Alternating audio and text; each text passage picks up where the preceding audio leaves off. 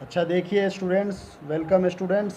अब ये आप देखेंगे कोफिशिएंट ऑफ स्टैटिक फ्रिक्शन के बारे में। ठीक है, ये एक नया टॉपिक मैं बता रहा हूँ। 4 तक मैंने बता दिया था, रोलिंग फ्रिक्शन तक। अब मैं ये 5 number coefficient of static friction इसको बताने जा रहा हूँ। ठीक है, इसको ध्यान से समझ लीजिए और इसे नोट डाउन भी करना है आपको। तो कोफिशिएंट ऑफ स्टैटिक फ्रिक्शन कहने का क्या मतलब होता है ये समझ लीजिए सबसे पहले तो। The limiting friction that is the maximum static friction is directly proportional to the normal reaction between the two surface in contact। ठीक है, ये हमारा लॉ ऑफ फ्रिक्शन है। बात समझ में आ रही है? लॉ ऑफ फ्रिक्शन में क्या होता है कि जैसे मान लीजिए यहाँ पर एक ब्लॉक रखा हुआ है। ठीक है, तो ब्लॉक का एक वेट W = mg, वेट नीचे की तरफ को काम कर रहा होता है और इसका एक रिएक्शन फोर्स ऊपर की तरफ को काम कर रहा है।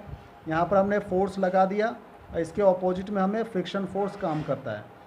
ठीक है, ये बात समझ में आ रही है? तो अब देखिए लॉ ऑफ फ्रिक्शन क्या कह रहा है कि द लिमिटिंग फ्रिक्शन, मतलब यही एक लिमिटिंग फ्रिक्शन है जिसे क्रिटिकल फ्रिक्शन भी कहते हैं, FC से रिप्रेजेंट करते हैं, या फिर FL भी लिख सकते हैं आप। तो लिमिटिंग फ्रिक्शन जिसे हम लोग मैक्सिमम स्टैटिक फ्रिक्शन कह रहे हैं। ठीक है ना, दो नाम है इसके। स्टैटिक फ्रिक्शन मतलब अभी ये बॉडी रेस्ट में है, तो रेस्ट में है लेकिन फोर्स लगा रहे हैं तो इसके अपोजिट में तो रिएक्शन फोर्स काम करेगा, उसी को ही हम लोग स्टैटिक फ्रिक्शन कह रहे हैं जो कि मैक्सिमम लग रहा है। बात समझ में आ रही है? लिमिटिंग फ्रिक्शन है मतलब ये बॉडी अबाउट टू मूव के कंडीशन में है। अब थोड़ा सा भी फोर्स लगा देंगे तो ये मूव करने लग जाएगा, लेकिन अभी मूव नहीं कर रहा है, ये रुका हुआ है। ठीक है, इसलिए स्टैटिक फ्रिक्शन कह रहे हैं, लेकिन मैक्सिमम स्टैटिक फ्रिक्शन है। इसका एक और नाम है लिमिटिंग फ्रिक्शन या फिर क्रिटिकल फ्रिक्शन भी नाम है। ठीक है, ये बात समझ में आ रही है? तो देखिए ये लॉ ऑफ फ्रिक्शन ये बताया था कि ये जो लिमिटिंग फ्रिक्शन है वो डायरेक्टली प्रोपोर्शनल होता है नॉर्मल रिएक्शन के। ये दोनों डायरेक्टली प्रोपोर्शनल होते हैं।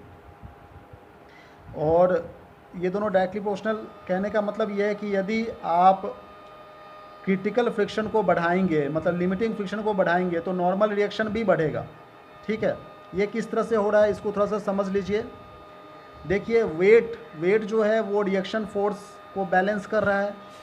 न्यूटन्स थर्ड लॉ के अकॉर्डिंग जो वेट है वो equal and opposite reaction force apply हो रहा है। ठीक है ना, तो यहाँ पर जो वेट है, वेट यदि आप बढ़ा देंगे तो रिएक्शन फोर्स भी बढ़ेगा। ठीक है, और वेट यदि बढ़ता है तो अप्लाइड फोर्स, मतलब इस बॉडी को मूव कराने के लिए जो अप्लाइड फोर्स लगेगी वो भी ज़्यादा लगेगा। ठीक है, वेट जो है वो यदि बढ़ जाता है तो इसको मूव कराने के लिए फोर्स भी बढ़ जाएगा। ठीक है ना, ये बात तो समझ में आ रही है? तो वेट जो है वो अप्लाइड फोर्स के डायरेक्टली प्रोपोर्शनल है, ऐसा कह सकते हैं।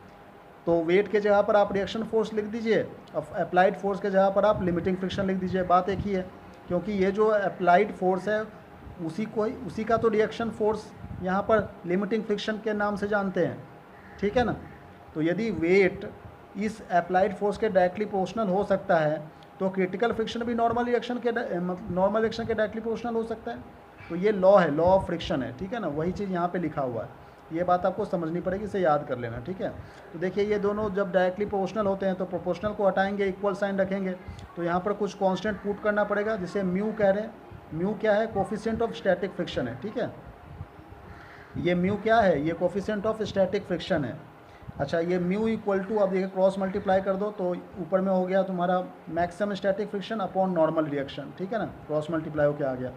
अब देखो ऊपर में भी फोर्स है, ये नॉर्मल रिएक्शन, ये भी तो एक फोर्स ही है, दोनों फोर्स है, तो इसकी यूनिट क्या हो जाएगी? नो यूनिट हो जाएगी, न्यूटन अपॉन न्यूटन कट जाएगा। ठीक है ना, तो इसकी कोई यूनिट नहीं होती है। ये बात समझ में आ रही है? तो ये 5 नंबर टॉपिक कंप्लीट हो गया। अब देखिए 6 नंबर टॉपिक में समझा दूँ। कोफिशिएंट ऑफ काइनेटिक फ्रिक्शन क्या होता है इसे समझ लीजिए।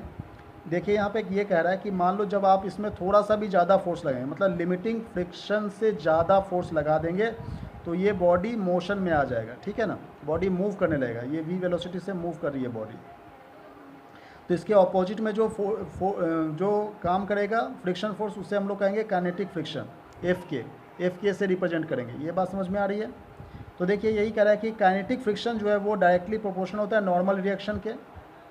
ठीक उसी तरह से लॉज ऑफ फ्रिक्शन के अकॉर्डिंग, तो अब ये प्रोपोर्शनल को हटा दीजिए, इक्वल साइन रखिए, तो म्यू के पुट करना पड़ेगा। म्यू के क्या है? कोफिशिएंट ऑफ काइनेटिक फ्रिक्शन है। ठीक है, ठीक उसी तरीके से जैसे कोफिशिएंट ऑफ स्टैटिक फ्रिक्शन था, अब की बार कोफिशिएंट ऑफ काइनेटिक फ्रिक्शन हो गया। अब की बार हमने फोर्स लगा दिया तो बॉडी मोशन में आ गया, इसलिए ये फॉर्मूला डिराइव हो गया। ठीक है, ये बात समझ में आ रही है? अच्छा, तो ये 6 नंबर भी कंप्लीट हो गया। अब 7 नंबर थोड़ा सा समझ लीजिए, इसमें क्या रहा है कि force of limiting friction between any two surface is independent of the shape और size area of the surface in contact so long as the normal action remains the same. ये जो लिमिटिंग फ्रिक्शन के जो force हैं वो area of the surface के independent होते हैं, ठीक है ना। बॉडी का जो सरफेस एरिया है, इसके नीचे का जो सरफेस एरिया है, वो चाहे जैसा भी हो, ज़्यादा हो कम हो जाए, ठीक है ना, उसके ऊपर ये लिमिटिंग फ्रिक्शन इंडिपेंडेंट होता है, मतलब कोई डिपेंड नहीं करता है, ठीक है। नॉर्मल रिएक्शन फोर्स को यदि कांस्टेंट कर दिया जाए तो, ये बात समझ में आ रही है। नॉर्मल रिएक्शन फोर्स को कांस्टेंट कर दिया जाए मतलब वेट यदि कांस्टेंट है तो, वेट कांस्टेंट का मतलब समझ में आ रही है बात आपको। वेट कांस्टेंट कर दिया जाए मतलब वेट को चेंज नहीं कर रहे हैं। जैसे मान लीजिए ये एक ऑब्जेक्ट है, ठीक है, इस ऑब्जेक्ट को हमने यहाँ पर इस तरह से रखा और इसको हम लोग मूव करवा रहे हैं, तो इसका एरिया क्या है, ये जो नीचे का जो सरफेस है यही तो इसका एरिया है। यहाँ से लेकर के यहाँ तक जो रेक्टेंगल पोर्शन आप देख रहे हो यही तो इसका एरिया है। अब इस ऑब्जेक्ट को हमने ऐसे रख दिया परपेंडिकुलर, ठीक है, इसका वेट तो चेंज नहीं हुआ। अब इसका एरिया ऑफ कॉन्टैक्ट क्या हो गया, ये वाला पोर्शन हो गया जिससे हमने वेट को रख रखा है। ये बात समझ में आ रही है। तो आप इतना समझ रहे हैं कि एरिया को आप चाहे हॉरिजेंटली रख दो इसे, ठीक है, या फिर परपेंडिकुलर रख दो, वेट तो कांस्टेंट ही है, बस एरिया ऑफ सरफेस जो है वो चेंज है। हॉरिजेंटल में एरिया ज़्यादा था, ठीक है, परपेंडिकुलर में एरिया जो है, एरिया ऑफ सरफेस देखो यहाँ पर ये कम है। तो यही मैं कहना चाह रहा हूँ कि एरिया ऑफ सरफेस के ऊपर ये जो लिमिटिंग फ्रिक्शन है वो इंडिपेंडेंट होता है यदि हम लोग नॉर्मल रिएक्शन फोर्स को कांस्टेंट रखें तो वो तो जाहिर सी बात है कि नहीं। चाहे एरिया आप कैसे भी रख दीजिए, हॉरिजेंटल परपेंडिकुलर, इस रेक्टेंगल को आपने हॉरिजेंटली रख दिया तो इतना एरिया मिल गया, परपेंडिकुलर रखेंगे तो छोटा सा एरिया मिलेगा, ठीक है ना। तो एरिया ऑफ कॉन्टैक्ट्स के ऊपर कोई फ़र्क नहीं पड़ता इस लिमिटिंग फ्रिक्शन का। ये बात समझ में आ रही है, मतलब उसको खींचने के लिए हमें उतने ही फोर्स की ज़रूरत पड़ेगी। तो चलिए ये 7 नंबर भी समझ में आ गया होगा। अब देखिए थोड़ा सा मटेरियल्स है, उस मटेरियल्स का स्टैटिक फ्रिक्शन क्या होती है और काइनेटिक फ्रिक्शन क्या होती है, ये वैल्यूज आप लोग याद कर लीजिए। याद करने की जरूरत नहीं, बस देख लीजिए एक बार को, ठीक है ना, कि किसका कम होता है किसका ज़्यादा होता है, बस इतना आपको याद रखना है। जैसे मान लीजिए स्टील है, यहाँ पर स्टील की 0.78 है, ठीक है, और यहाँ पर एल्युमिनियम की अलग कोफिशिएंट, मतलब जितने भी है aluminium, glass, copper, rubber, steel, जितने भी यहाँ पर मटेरियल्स देख रहे हैं सब की अलग अलग कोफिशिएंट ऑफ स्टैटिक फ्रिक्शन होती है और उसकी अलग अलग कोफिशिएंट ऑफ काइनेटिक फ्रिक्शन भी होती है। ऐसा मत समझिए कि मटेरियल्स सबका से एक जैसा कोफिशिएंट ऑफ स्टैटिक फ्रिक्शन होगा, ठीक है। Thank you very much for watching this video.